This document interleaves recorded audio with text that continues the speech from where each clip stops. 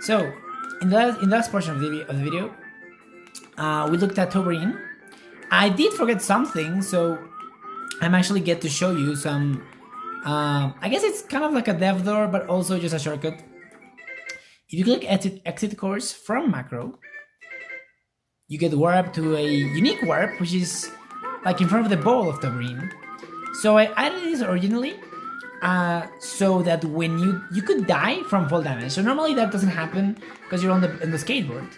But if you so desire, you can just throw yourself off of the ramps from macro over and over until you die.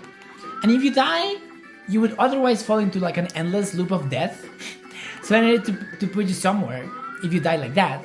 So I felt like, okay, so like let's make it a spot that's unique, and also it's nearby the boo because you died, you know.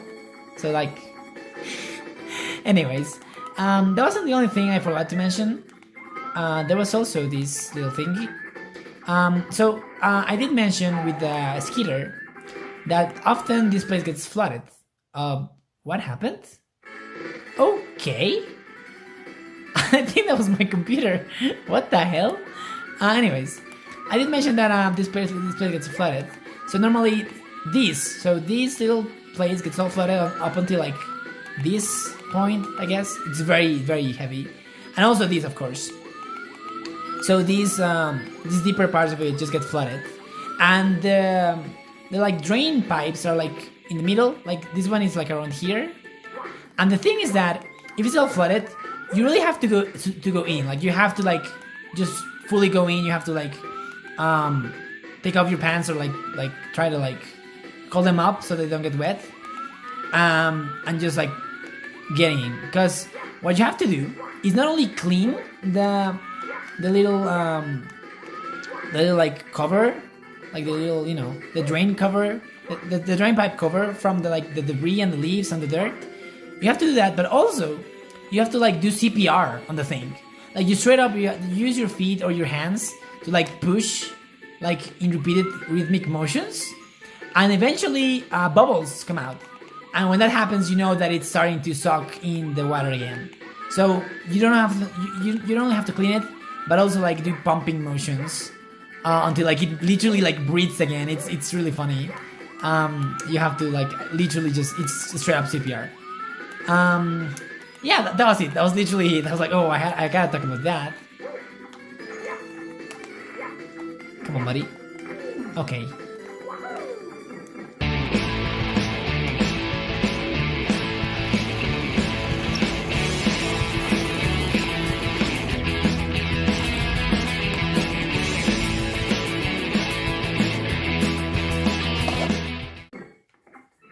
Oh, it's falling a bit.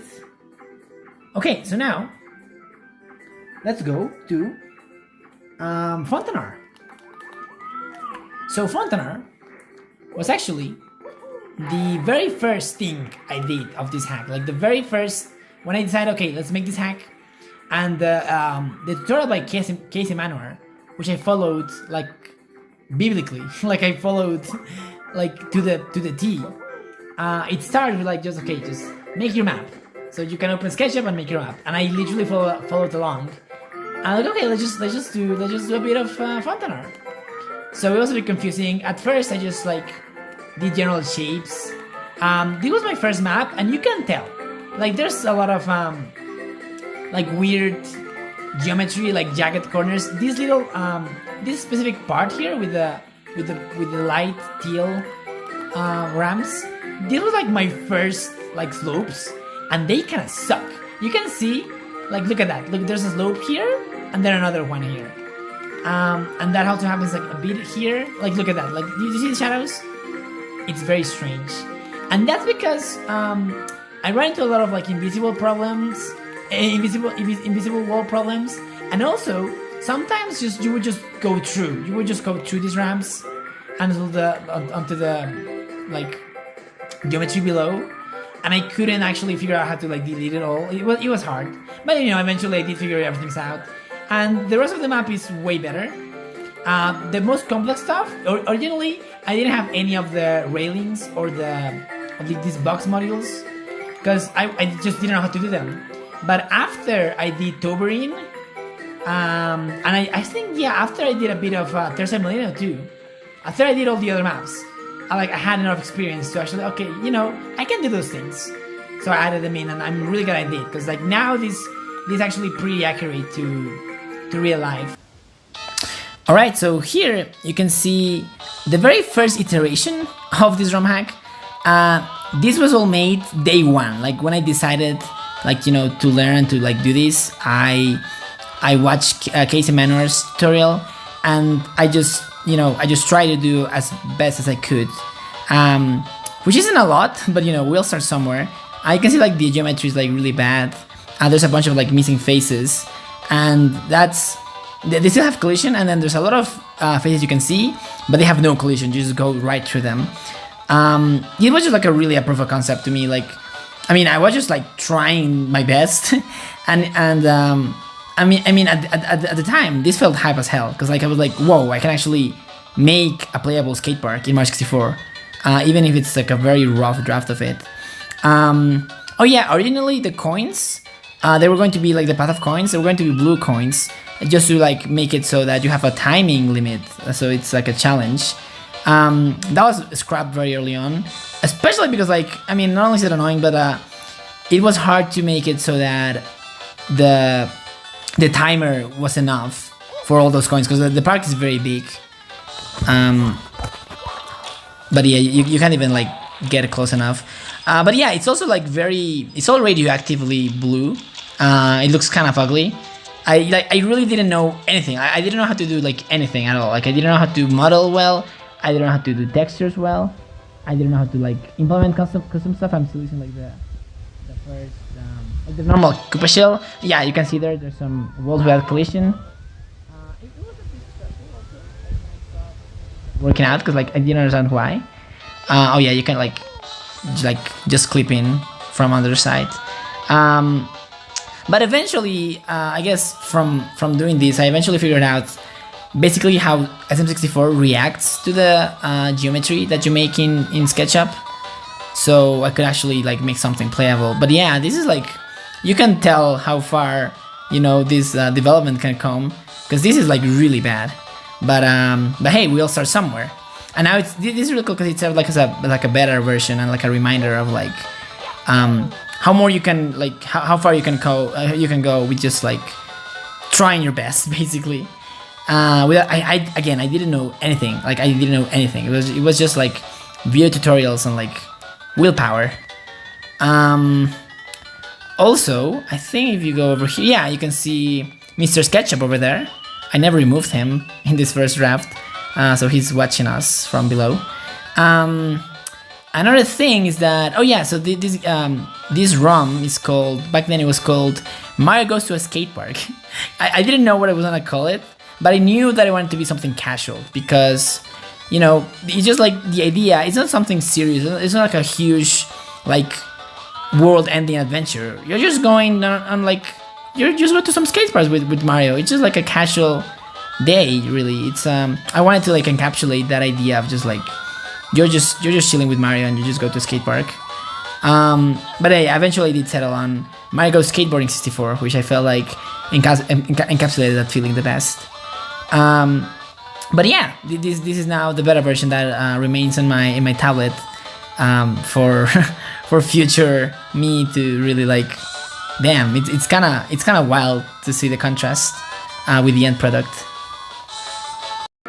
Anyways, what else is there to talk about?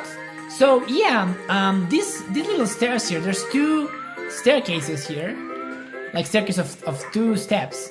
I had no idea those were existed until I made videos for these. I would just go in, so my route is literally just the coin route.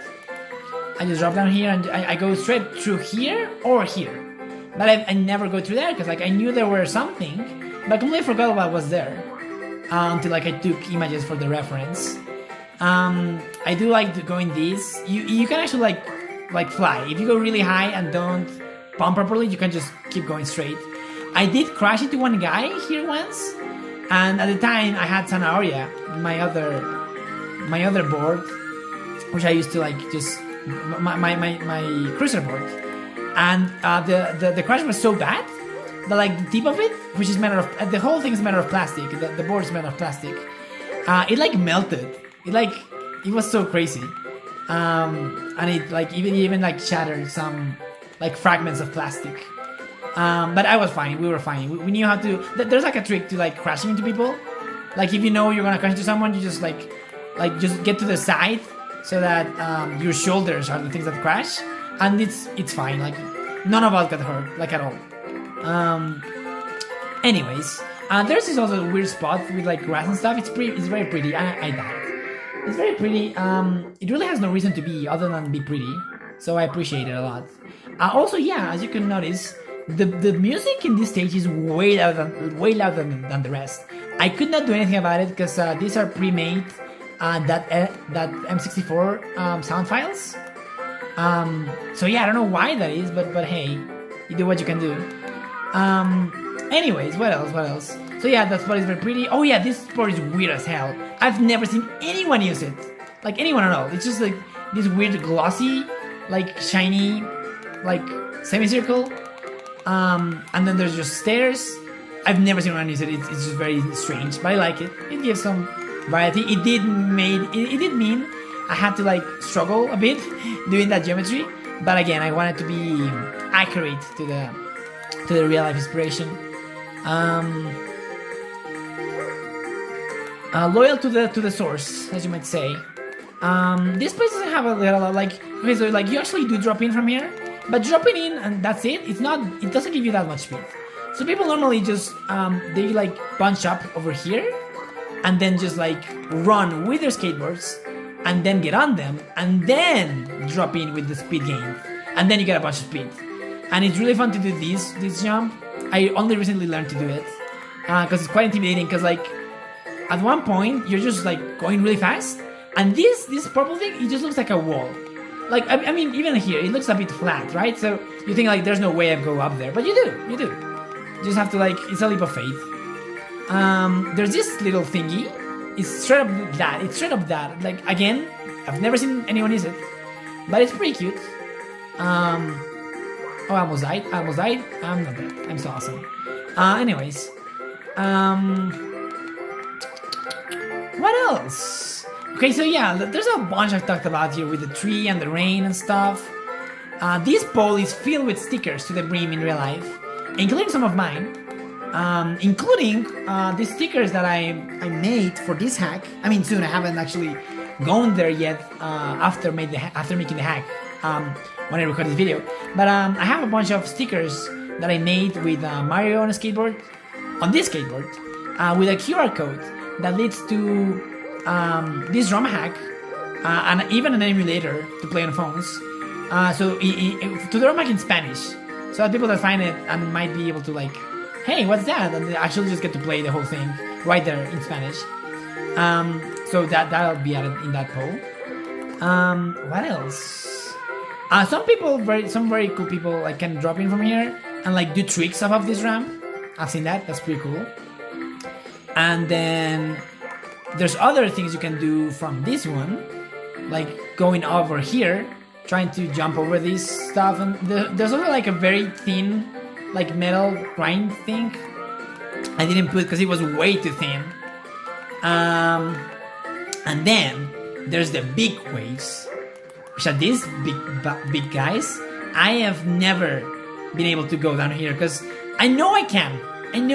Like there's another friend that does, and he's like, you can't do it. Like he knows my skill and he knows I can do it, but it's so damn intimidating because it's almost 90 degrees. Like it's straight up like you just walk in, like just poking in from above. And you're like, okay, and then that's insane. And when you see people like go down from there, you can see their bodies. They have to like stand up, like they have to pump perfectly. Because if they don't, they will just crash into their faces on the floor, or they can also like fall backwards, which I guess isn't as bad, but still, it's very intimidating. Oh yeah, there's also this little spot. In this game, I actually couldn't find any use for this spot. Originally, the stars from the 808 coins and and the wheel bearings would appear here. But if you take the stars here, then you'll die to the quicksand. So no, I had to move them. But in real life, this is a really cool spot because it's like a very, very low ramp, like set with the metal copings. So you can learn how to do like the easiest stuff, like the rock and rolls and the 50-50s here. So it's really fun to like just stay around and like practice the simpler stuff. Because like you don't have the fear of other places with much higher ramps. So yeah, this is a pretty fun spot. What else? Okay, let's talk more about the dev stuff. So yeah, I mentioned these weird walls. There was also some problems that I ran into with these staircases. And actually, I did become aware that there's some invisible walls discovered by other people that have played afterwards. Oh god, it's way too loud, isn't it? I kind of wish I had my controller mode. Well, I shouldn't be here for much longer. But yeah, there were some invisibles that I couldn't... Because like originally it was all invisibles. It was all filled with invisibles everywhere.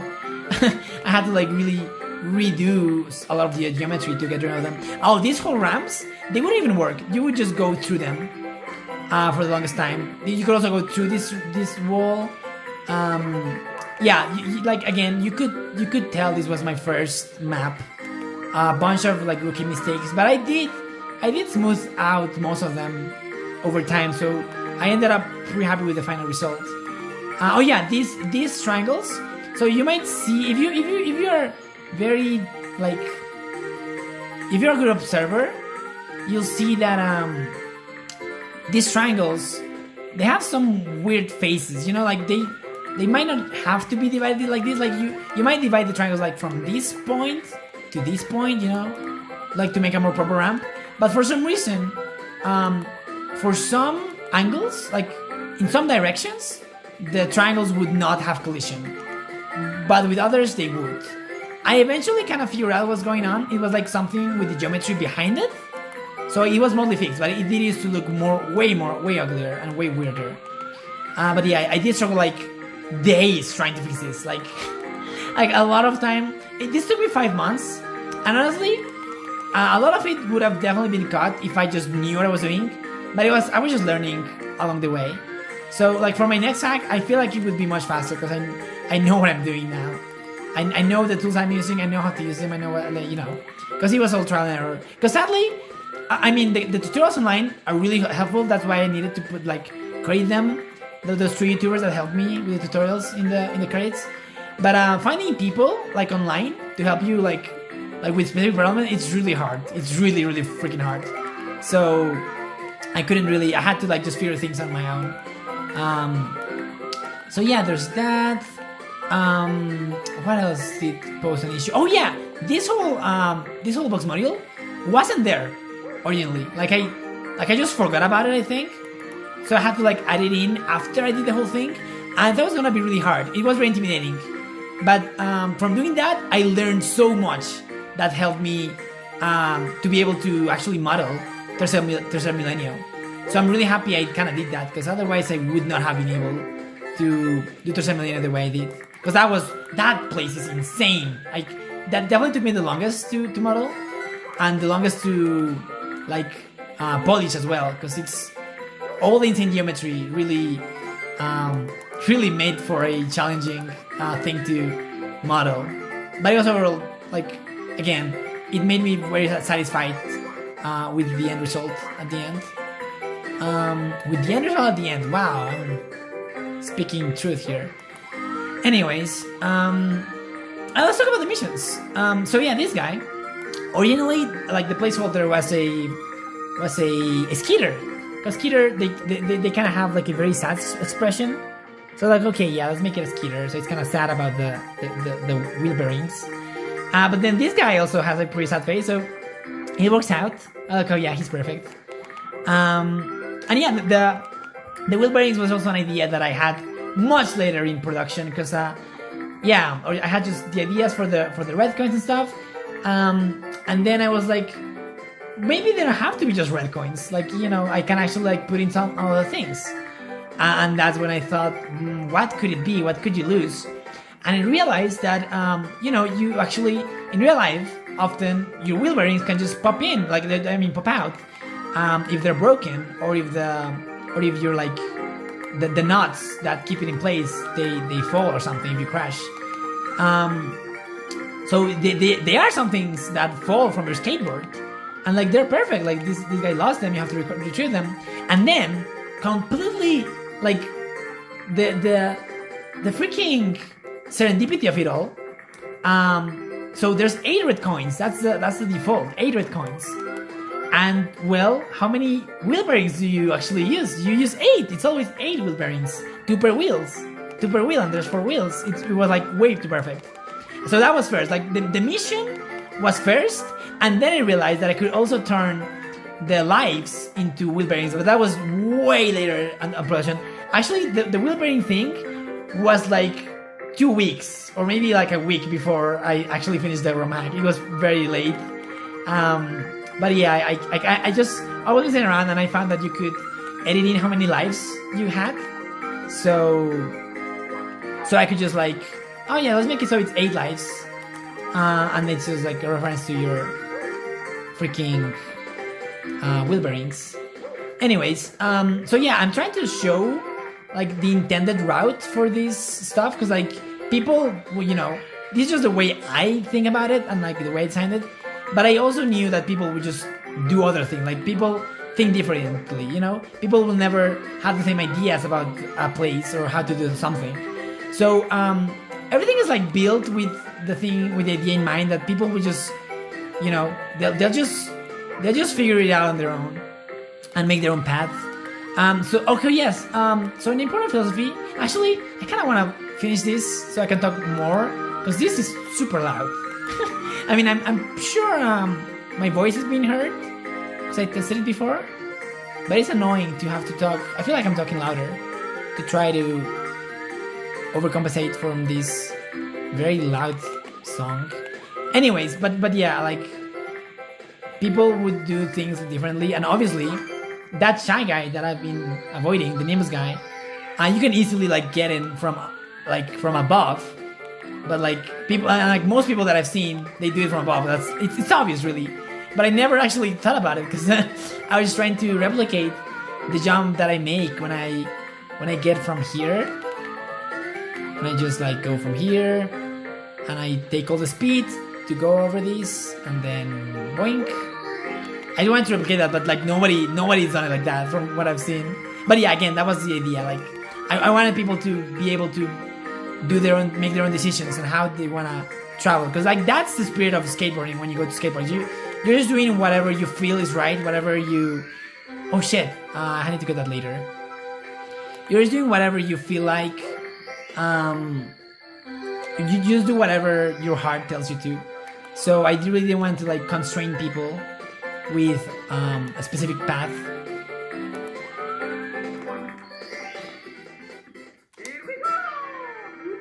The Nimbus guy is the other OC, and yeah, they just happened because I had the idea of, okay, let's have the secrets be something that is just very high and you have to jump to get it because there's some high jumps, and like it should be something that can fly and like they can high five you while in the air. So I just found like there's the fly guy that's already in the game. Originally they were just them, and I figured out a way to like change their clothes so they were just blue. I'm like, hey, that's cute. But then I realized, yeah, I could totally like customize them further. So I actually like change their mask to be like cloud shaped, and I made them happy because, you know, they're friends. So yeah, that's Nimbus guys. I really like them a lot. Anyways, let's get this thing. I'm actually gonna leave so I can do the coin path proper. Because like as you can see, I did break. I did like what do you call that? In speedrunning, that's called a freaking, oh, this angle, sorry. In speedrunning you call that sequence breaking. I sequence broke the 42 star coin by getting the wheel bearings, which are red coins. And since they are worth 2 coins, you can just get the whole thing way faster. But again, that is not an issue. That was in, you know, what's the freaking Bethesda like thing, like it's a feature not a bug. Yeah, it's a feature not a bug. That's it. So that's a feature. Like I want people to be free and to be able to break the game, and that actually paid off because like I saw someone basically speedrun the game, and they beat the whole thing in under 13 minutes, which is crazy. And they routed the whole thing to like min-max the amount of red coins versus the regular coins to get the 42 coin star in like a perfect paths, in like optimal paths. It was really cool. So like yeah, like that, just seeing that made me very happy that I decided to leave it all be free, because I could have easily made it so that every time you enter the stage you can only get 1 star and everything else just despawns, and you have to re-enter to get other things to spawn to get the other star, which is normally how like the base seems, what the hell, the base N64 works. But again, yeah, I was like, I don't want to constrain people. That's like, it just goes way against the spirit of skateboarding. Like you have to be able to feel free and just do whatever, and if you actually find something out that wasn't supposed to be like skatable, you do it. You do it. You got the idea. You gotta make it, and that's, I think the beauty of like real skate park design is like that. Like the real people that actually designed the skate parks had to do things that okay, I can make this so that people do this, but then also know that people will probably find out other ways to do some jump or some trick that you never even thought about. So you just have to add in random things, and you just think like somebody will figure like something to do with that. Like maybe the little weird like ramp thingy that I showed before. Like yeah, I've never seen someone use it, but maybe someone like got a weird idea and like got something out of it. So like yeah, I think it's very in spirit with real philosophy of how to design a skate park, to just leave people be the ones to figure out what to do, you know? Like you're not making a path, you're making like an obstacle course just filled with endless possibilities, you know? It's just up to you. So anyways, yeah, I'm pretty happy with leaving it like that. So that's the reason you can like sequence break everything basically. Anyways, let's get the actual path, the way I intended it to be, the first mission I actually ever coded, like this.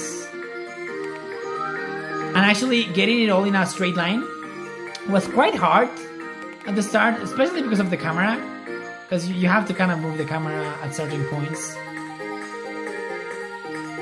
Let's see if I can actually make it in one go. Oh, that part is hard. Yeah, that part I always miss a coin.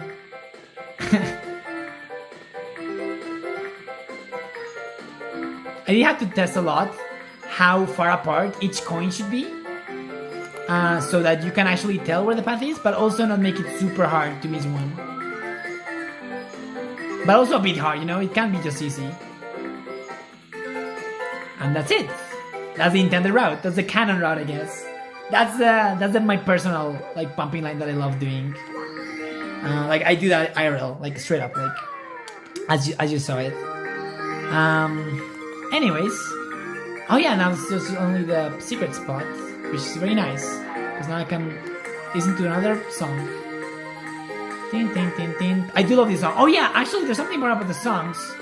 So the songs in the main parks, flip. They're actually all like somewhat related to like beach themes, like water and stuff. And that's because, like, you know, skating, it really is like surfing in a lot of ways. And I actually have a dream. I had a dream recently.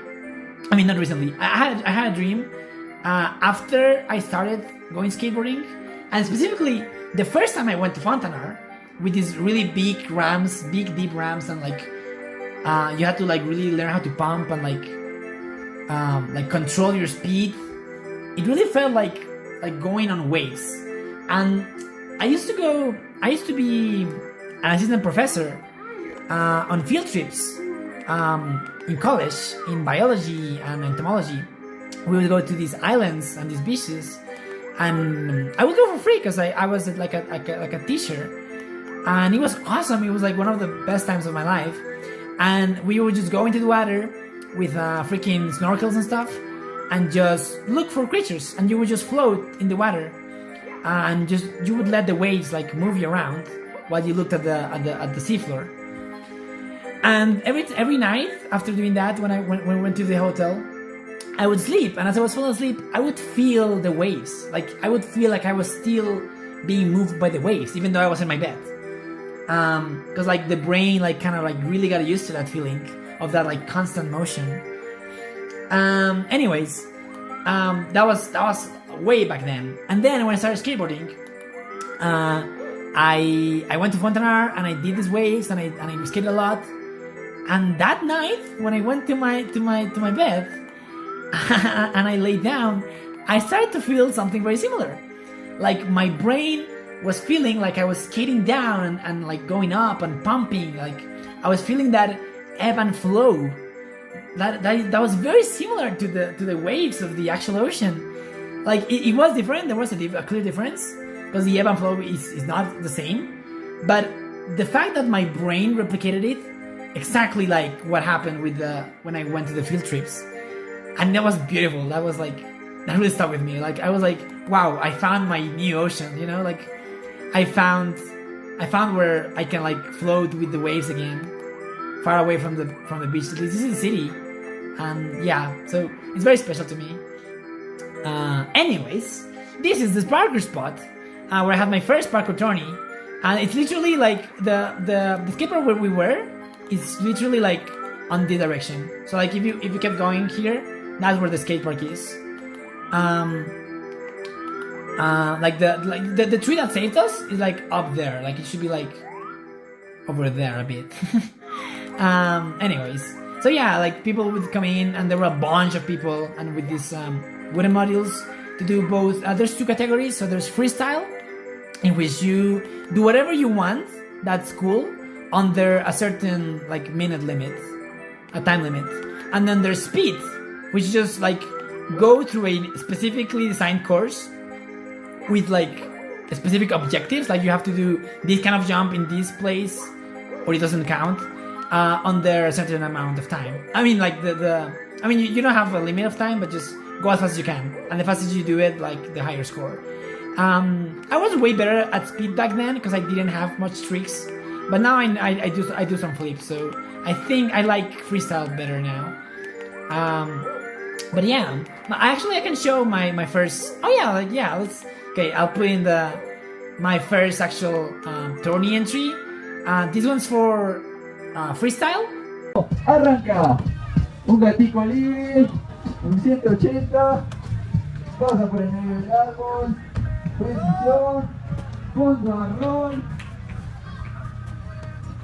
Se le cae la gorra, piensa el movimiento, carrerita press, baja en speedball, gato press, usa la reparo de la cintura de tubo. Vamos, relax. Cuidado que está un poco húmedo todo, sigue la altura máxima, hace precisión y fondo. Terminado el proceso. La próxima vez, por favor, una buena. So yeah, I kind of look ridiculous, honestly. Like in retrospective, like it's kind of embarrassing. Like I don't like at least to me that's not good at all. Like I look pretty.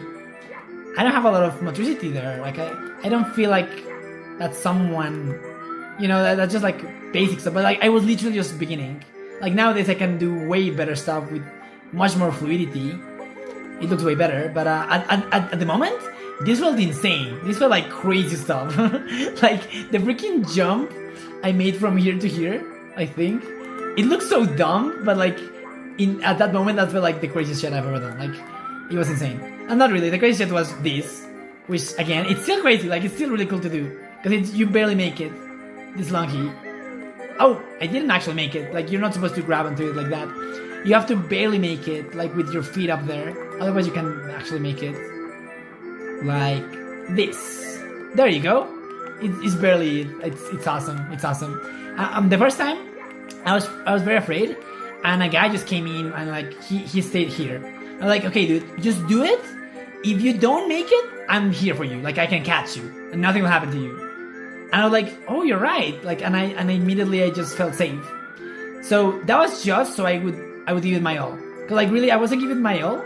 I was like at the beginning, I was just like try and jump, but then like I kind of like held back because I was like I'm not gonna make it, so I need to like fall back so I actually don't don't crash myself into the freaking wall. But that was what was holding me back, the fear. So when that guy like said that, I'm like, look, I'm here for you. I just give it my all, and I just did it perfectly. Like with knowing him, like he didn't have to do anything at all. It was just the lack of fear that let me do it. And that applies to a bunch of stuff in both parkour and skateboarding. Just like, you have to know when your body's able to do it. And when that is the case, ignore all the fear. Like, just ignore it. You know, if you know objectively that you can do it, you just need to do the leap of faith to actually prove yourself that you can do it. And yeah.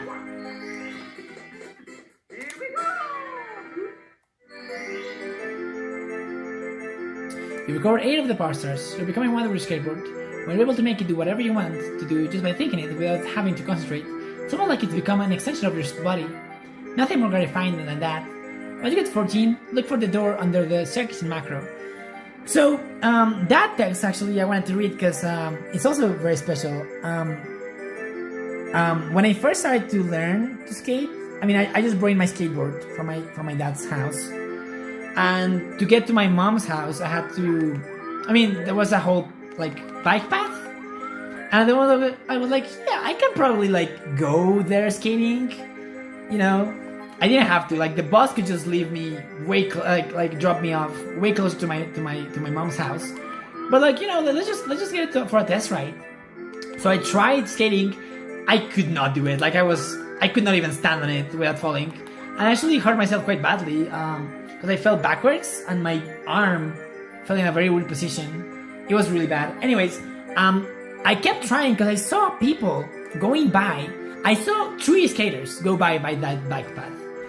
And you know, they were clearly like experienced skaters. And I couldn't stop thinking that when I see them like just skating around and then they would like take a turn, like their feet didn't do anything. Like, you know, I didn't feel them, their body barely moved. But their skateboard moved. It was like they were mind controlling their skateboard, like literally part of their body. Cause like you don't actually see your feet, like the pressure you have to do to move the skateboard to go left or right is so diminutive. Like it's so small. It's a very low pressure on either your toes or your like or your heel. Like it's very slight. So you don't really see it, but like you just think it, you just do it very slightly, and it does a lot of turn. And I just kept like being impressed, like how are they doing that? Like it straight up looks like they're controlling it with their mind. And you know, obviously I now know what it's like, but it's cool because like when I see people learning, I tell them this, and they're like, yeah, I don't know how it works. Like for every beginner, it does feel like they're controlling with their minds. Because you really don't see the body moving until you actually know how it works. So yeah, it really does feel like you just think it and it just happens. You don't have to think to like concentrate about it. Anyway, so yeah, that's it about Fontanar. I can't think of anything else to talk about other than the fact that it's very far away. Tercer Milenio is actually like this stage is way farther away than this stage in real life, but to get to this stage, you take the Transmilenio, which is like the I'll show it here, the articulated buses. It's basically like the metro system. There's like a unique rail for these buses, so you don't get any traffic with them. So they're pretty fast. But for this one, you actually just have to get like a regular bus and go to like regular streets, and it's always full of traffic. So you take way longer to get to Fontanar than to get to Tercer Milenio, even though it's way farther. But yeah, I think I'll like pause it here for Fontanar, and up next I'll talk about Tercer Milenio.